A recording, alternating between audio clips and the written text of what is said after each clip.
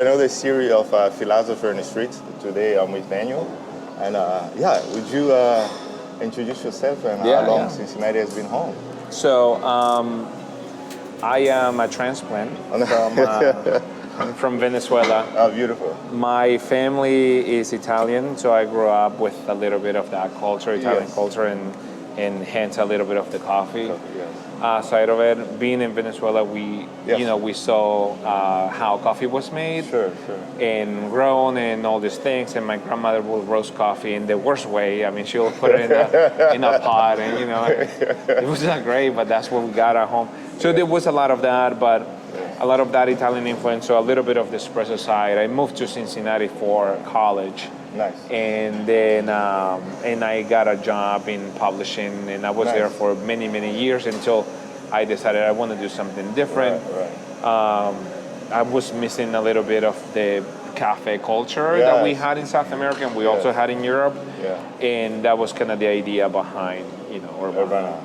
So what is the cafe culture back home and in Europe and Cincinnati as well? How those experiences been part of your making? Yeah, for sure. So it's a lot of this, right? Is bringing or allocating spaces for the community to be able to gather. Yes. But we also have to be very conscious about it is not just a space. Correct. Okay. It has to also function as a business. Yes. So it doesn't work out if we have individuals that are just using this space and not leaving anything behind. It needs to function in a way that this only happens if it's profitable. Okay, so leave a trail behind. Yeah, exactly. So it is it's a little bit for you, a little bit for us. It has to be a game it has to be a game of balance. Correct. But when done well, these spaces offer a tremendous value to the community besides the products and services that we provide. Correct. Because it puts people together. And that is the idea of it. It is a quick transition for people to meet also. Sure. Yeah, okay, that's, it's funny, in a hiking culture, this theory of leave no trail behind, right? Yeah. But, for business like yours, you have to leave a resource behind for the community can still enjoy it. And how is it Cincinnati has received that culture so far? When you started, and now how's the city has shaped the culture For sure. Well, so not to name names, but but the bigger coffee businesses, and we all know which one they are. They made a culture of the cafe, of an environment of come in, bring your computer and sit down for hours, and buy very little. It doesn't matter because we have a drive-through, and the drive-through is the one that can generate the cash. So breaking that norm, it is one of those things that we have to educate the customers to know that we have a few things. We have an overhead, and we want to pay our employees fairly, and we want to have a thriving community also inside. So educating the customer that it doesn't happen unless we change the mentality a little bit. Feel free to come in, but also support the business. Yeah. So that piece has taken a little bit of time, and no one wants to police it. I don't want to be the police of that. But we got to do it because the next time around, you see the mentality shifts. Correct. Oh, so the cafe is a community place where people come. But there was also right now it's being served as like co-working space for some people. Yes. So there's this phrase or. That is being said so many times, like it's a third space. And I don't have problems with it, but I think it's very incomplete. Correct. Because of the third space definition, it is almost like that space that you own. So if you say your work or your living room, and then becomes that intermediate space for that, it leaves behind the commerce aspect of that space. And if we're only just saying that, then we're just telling people that it's the space where you come and relax, but there is a piece that is forgotten, that is never forgotten in the restaurant setting. So, for example, if you go to a restaurant, you already go, you know you're gonna purchase a meal and you're gonna live the experience. Correct. And that piece almost gets left behind if we just say that is the third space.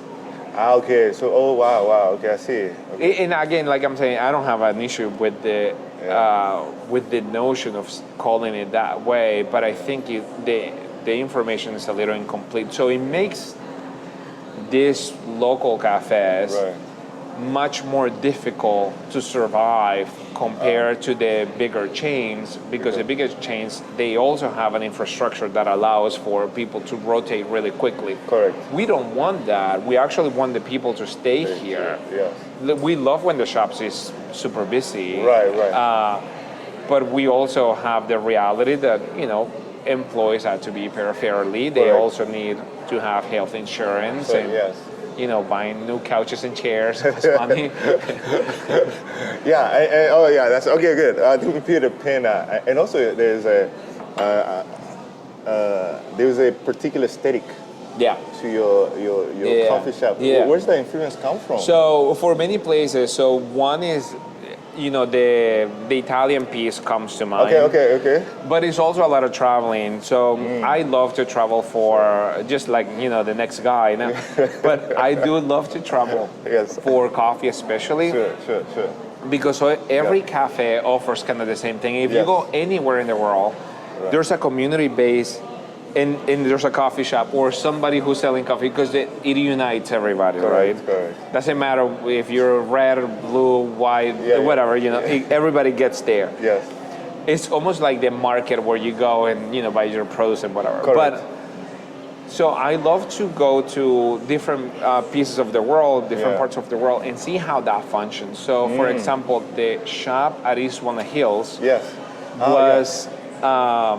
it became that after traveling through New Zealand. So I went from north to south and looking at all these shops and how they're decorating and what they were using. So on that trip, I bought a bicycle and I used that bicycle. And then I end up thinking like, man, I'm going to retire this bicycle and put it here. It belongs to that shop. So every shop has there's something driving it behind, but there's a little bit of what happened in that building and also what happened in the travel during the traveling season. So this one was a bank. Oh, okay. So how was your approach into changing, because bank is a structure. But this was a bank that in the 40s it had a beautiful architecture.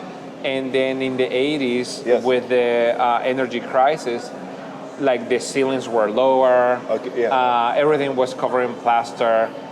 And then once we started discovering like all this granite all over, we thought we need to honor that. So whatever we thought we were gonna do changed, because we needed to go back into what this was. So the ceilings were hand painted. So we left all that exposed. All the columns were exposed back again. I mean, it would have been easier just to keep them the way they were, because fixing all this was quite an effort.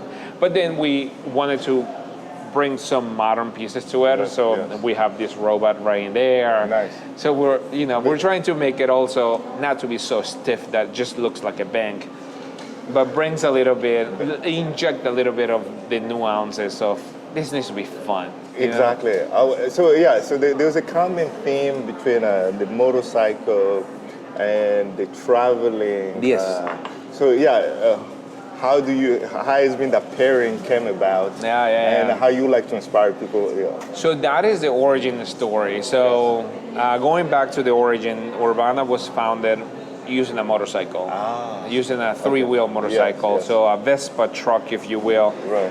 The Vespas were they became the three-wheel Vespas became very popular in Italy after the war. Right. Because it was so small, but it was still a truck Yes. that you can get it to places and rebuild cities. Yes, yes. Okay. So they were used by mainly for that, and then they became popular around the world. Yes. For many reasons. So in India, they still use them for transporting Yes, people, yes, you know, yes. as taxis, and Yes. but you still see them in a lot of places. So I was having a bit of a rough patch, I guess, at work. I wasn't feeling it, like I don't know, I don't belong here anymore. Sure. And I went to Italy for about a month to kind of like clear my mind. Yes. And I kept seeing the Vespas still rolling around, man.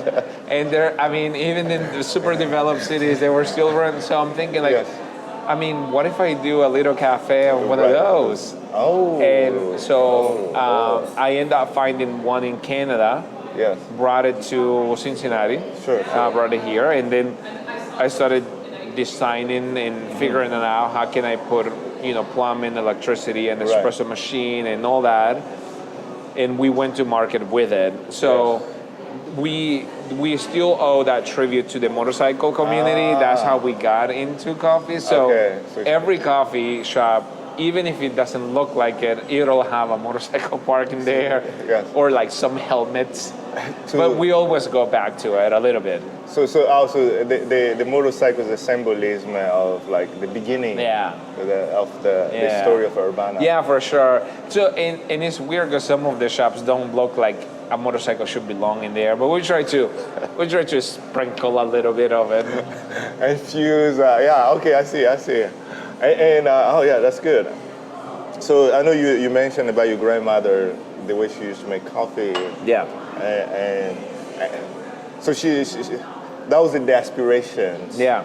So what is that? Would you explain a little bit your relationship with her? And how that influenced you growing up?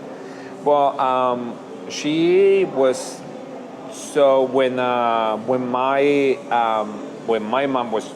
I was very young when my mom was still going to school. She became a doctor, so you know how those careers they take forever. So then there was a point that the easier thing to do was to go back and live all together. Right. So it was my grandmother, my grandfather, and everybody else. Yes. So my grandmother, even though that she didn't have a real career, right, she was the glue of the family. So like in retrospect, she was the coffee shop. She was like the one that brought us all together. She's the Urbana before Urbana. Exactly, that's the Urbana before. But she, you know, she was the one who will be cooking all day so we can all have dinner at night and sitting all together. Yeah. She will be the one that will make coffee in the morning so we can all sit together before everybody went out and have their days. Yes. So that to me, like, when you're a kid, you don't appreciate that. That is just given, right? You just do it.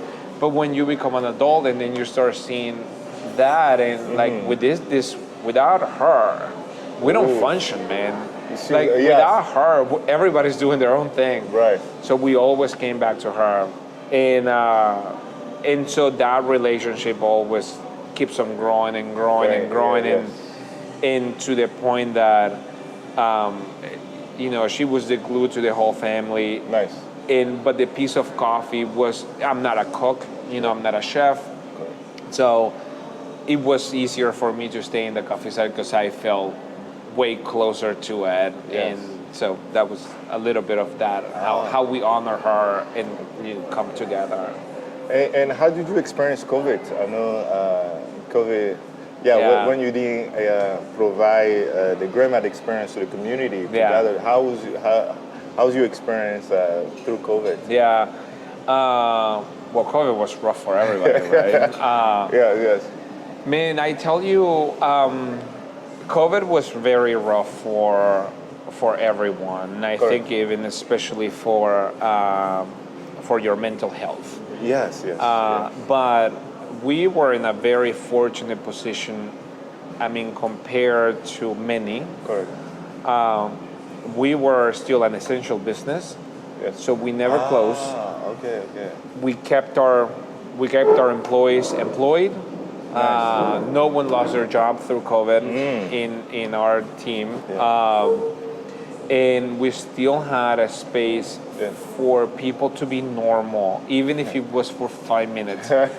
So we were, our daily bread was seeing people through the mask, smiling that shit, I mean, I get a moment of normal. Like I went out of the house to get my coffee. It was a minute of being normal back again. So we were, our main fuel was to, people came to us and they were happy for a moment, and they will back it, they went back home and they had the issues of COVID back again. But man, we got a lot of good stuff out of it. So there's an element of providing normalcy to Yes. So you would almost become the grandmother again. During that tough time. Yeah, for sure. Okay. So the vision going forward for Urbana, from where you started to now, what has been the evolution, and what is the next step for? I don't know, man. That's a great question. I never thought we will be here. Okay. Like I can, like if somebody tells me, what's your master plan? I have none.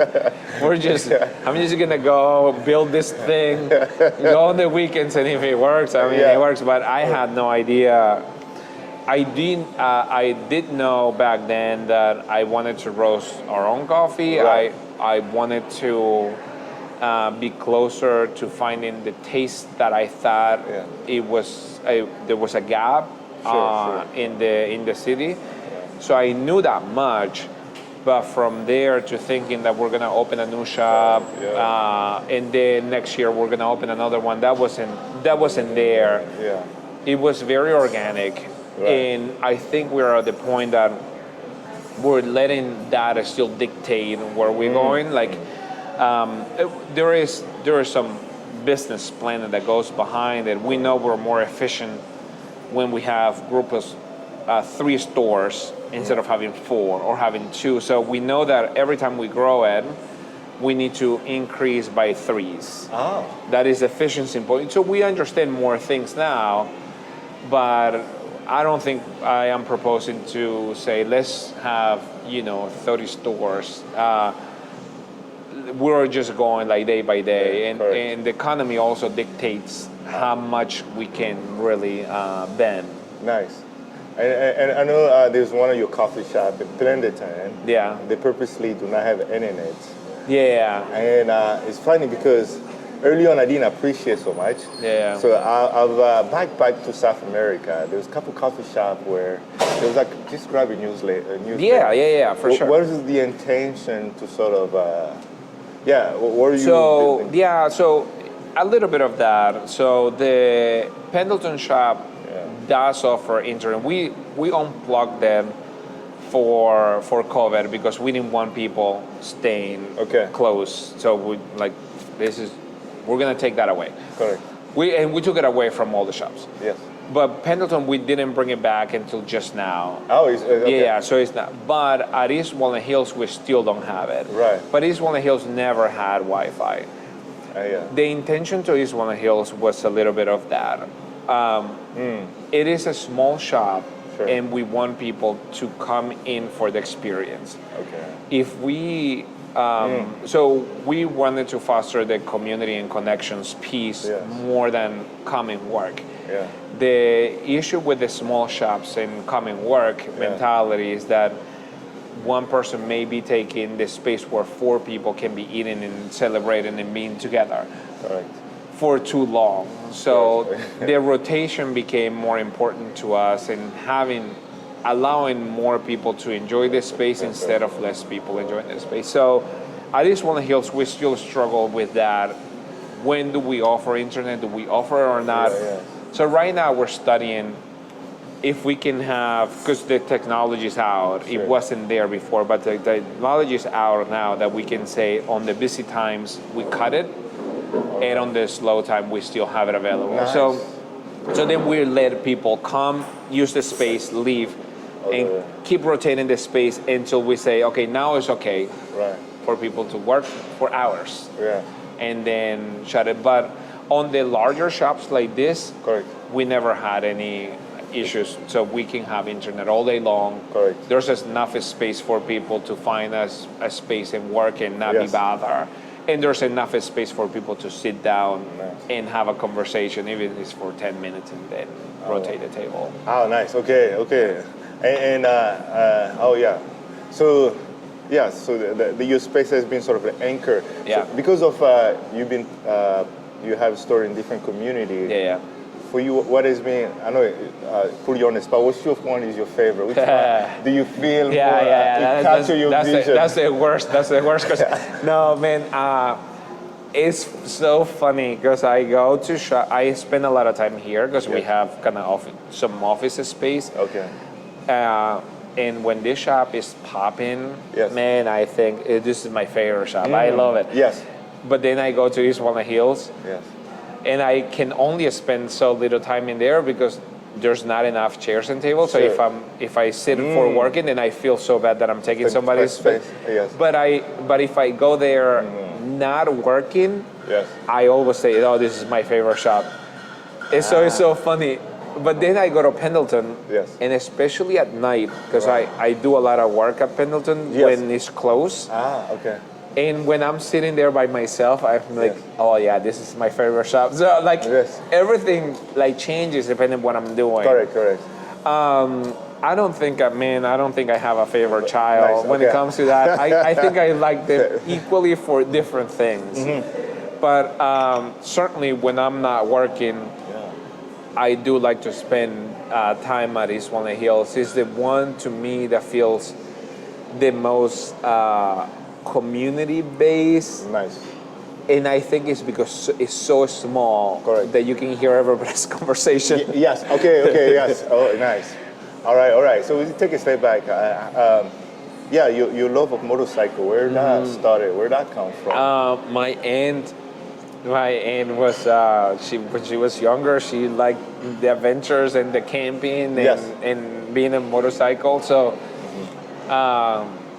I thought that was so cool that you know she was on motorcycles all the time and whatever. So I was not allowed in my household, growing up with a bunch of people living together. Sure. I had like 5 of them telling me, "You're never gonna have a motorcycle. Like you're not allowed." So then when I moved to the States many years later, then I thought like, wait a minute, I don't live with these people anymore. I can do whatever I want. How moment. Yeah.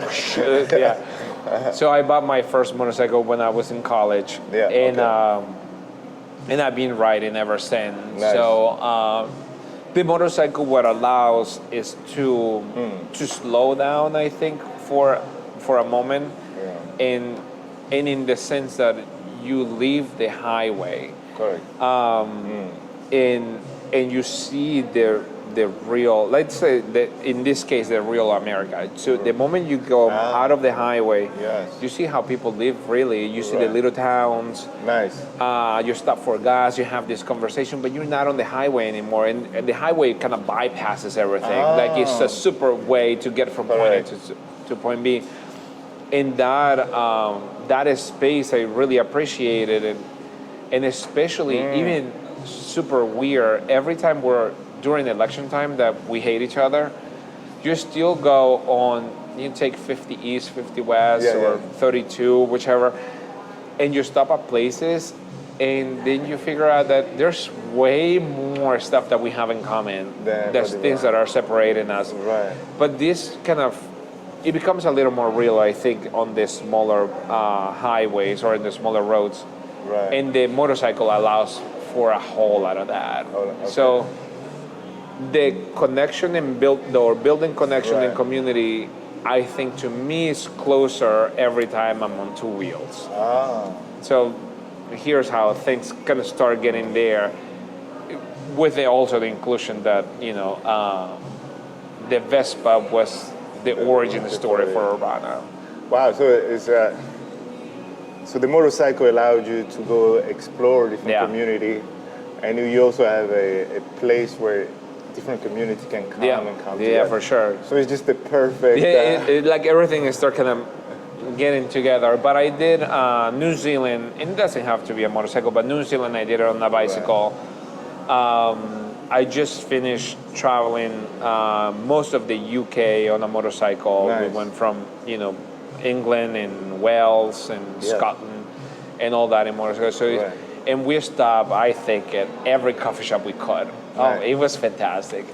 And so we went to coffee shops that are done, that are run by mother and daughter. Wow. We went to other ones that is like, they're much larger. But boy, what a great experience it is to just touch with all these guys. We were sitting in a coffee shop, I remember one day, that had just enough space for the espresso machine. No space to sit. You have to sit outside. And the weather kind of sucks in there, so it's raining all the time. We were drinking our espresso outside in the rain. Right. Because that was the only space we got. So there's a lot of that. Those stories are fantastic, but that would have been completely bypassed had we been on the highway.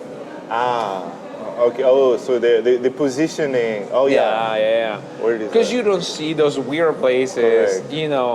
They're up in the mountains. They're at because when you're on the highway, you get all the convenience, right? You get off the highway. There's a gas station, the coffee shop right next to it, but it has no life. There has no soul to it. The little spaces, man, that is where it's at. Yeah. What kind of experience that you've gained from travel through the different community that you love to transplant here in this space? Well, there's always a learning side to that. You don't know until you know. But for example, when I was in New Zealand, the biggest piece for me and the reason why East Walnut Hills also didn't ever have internet was in the shops that I visited, none of them had Wi-Fi. It was rare, because they treated it more like a cafe style. So when that shop was was building that was the thinking, like, let's make that, it's a small community, let's make it that way. But also the transplanting some of the drinks. So in New Zealand and also in Australia, coffee is either black or white. So black coffee is what you're drinking, white coffee is every time that you put any milk. So then the flat white is the most popular drink. So then we thought, boy, this is great. Let's permanently add that to the menu. So there's always little things that we try to bring. In Spain, the cortados are popular, so we put that in the menu as well after traveling in Spain. So we always find something. That is maybe not super unique, but is very popular in different places. And we try to incorporate it here and see if people will be okay receiving this brand new item. Nice. And how much the community have changed? What you see so far since you've started? How's the community at the beginning and now? Oh man, the customers are way more educated now than before. So back in the day when I was still behind the bar and we will sell coffee, I think 80% of the coffee we sold, we have to grind for customers. I think we grind maybe 10% of the coffee that we're selling. People understand coffee way better than in the past. People ask questions that they're reading. I mean, they'll ask you about extraction methods. It's like, really? Like, you're coming with that? That's your good morning? So, no, people are way more educated now. And also, Cincinnati is a very strong coffee town, where it wasn't before. There's about 15 roasters in Cincinnati, and that is much larger than in many of the bigger cities, either around us or in the West.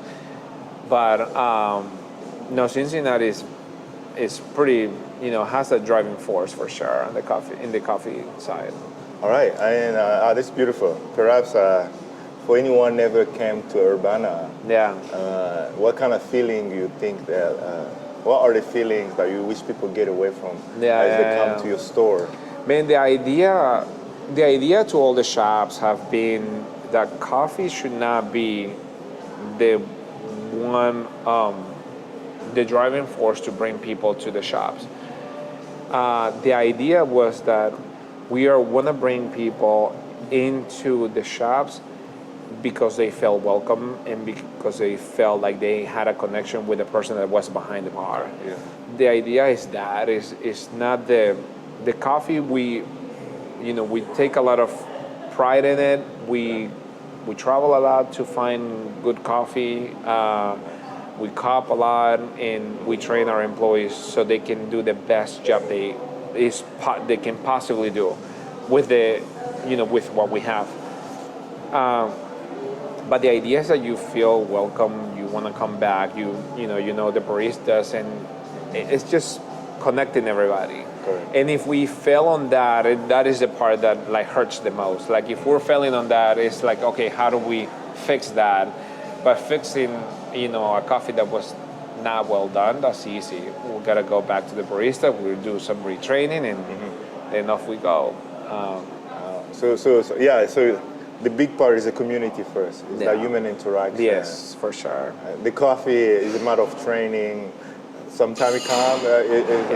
Yeah. That is easy to train, but it's a lot harder to, like, if that doesn't happen all the time, but obviously it does happen. People sometimes have a bad day, and they come to work and they're not having a great day, and that translates through the whole day, and all the people that come and visit. But sometimes there are employees that are not, they just don't work out. So, but a lot of the times, they are so unique in their ways that they just bring yet another level and complexity of how we operate, and that's also really great to see, because we step aside and let somebody kind of drive it, and it's kind of cool to sometimes hear their conversations. Yes. Because they're talking about stuff that we will never even think about. So it's kind of nice to once in a while be a fly on the wall. Yeah. So nice. So the extra dimension that the community also bring to the space. Yeah, exactly. Yeah. Let him drive it, right? Let him use the space the way they want to. Nice. All right. Fantastic. Yeah, this is the philosophy on the street, Daniel, and thank you for your time. Oh, thank you. I have to say, this is by far some of my favorite coffee space. Oh, dude, thank you. Because for the aesthetic alone, because I do think space influences the way you think. Yeah. And if somebody take the time to curate it, the color palette, the distance between chairs. Yeah. There's a lot of, and I thank you. I really appreciate it, because there's an extra comfort level that our experience brings. No, thank you so much. We do take a lot of time on that. And I think it's also a super important piece of it. Just because you want to do it once. You don't have you don't get another chance to redesign it once you get it done. Once you start putting nails on the wall. Yeah, it's over. Stay there for a little bit. Yeah. All right, good, fantastic. Yeah, I think this is it, and thank you. Thank you so much. Yeah.